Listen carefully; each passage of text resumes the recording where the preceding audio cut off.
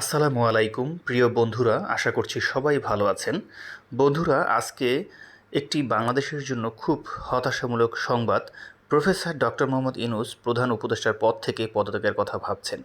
দেশের বিরাজমান পরিস্থিতি, জুলাইয়ে ঐক্যবদ্ধ রাজনৈতিক দলগুলোর মধ্যে স্পষ্টই অনৈক্য এবং সংস্কারের কিছুই হলো না।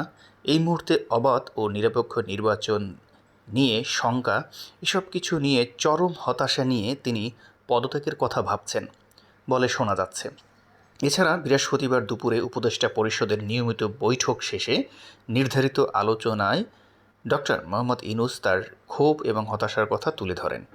এছাড়াও এনসিপি জাতীয় নাগরিক পার্টির আহ্বায়ক জনাব নাহিদ ইসলাম বৃহস্পতিবার উপদেষ্টা পরিষদের মিটিং শেষে প্রধান উপদেষ্টার সাথে দেখা করেন এবং তিনি প্রধান উপদেষ্টার বাসভবন যমুনা থেকে বের হয়ে রাতে বিবিসি বাংলাকে বলেন, প্রফেসর ডক্টর মোহাম্মদ ইউনূস পদত্যাগের বিষয়ে ভাবছেন।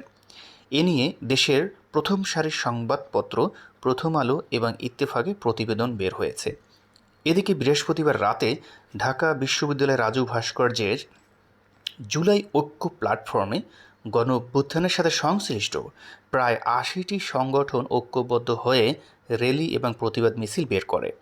তারা জুলাইয়ের রাজনৈতিক এবং প্রশাসনিক শক্তির মধ্যে ফাটল তৈরি এবং ভারতীয় আগ্রাসনের প্রতিবাদে প্রতিবাদ মিছিল এবং র্যালি করেন। তো বন্ধুরা, বুঝতেই পারছেন দেশের এই পরিস্থিতিতে কি বিশৃঙ্খলা এবং চরম হতাশা বিরাজ করছে, বাংলাদেশের শঙ্কা বিরাজ করছে।